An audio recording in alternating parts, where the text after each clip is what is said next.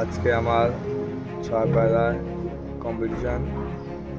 এই পায়রায় কালার করা হচ্ছে। 6টি পায়রা ছাড়বো।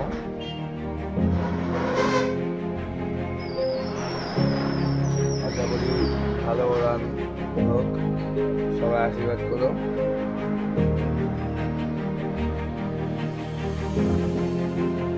আমার কালার কমপ্লিট হবে এখনই।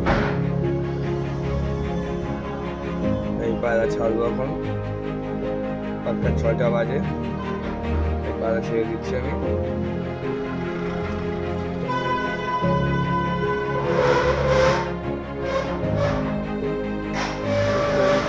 আর হলো না, 6টা পার হয়ে গেল।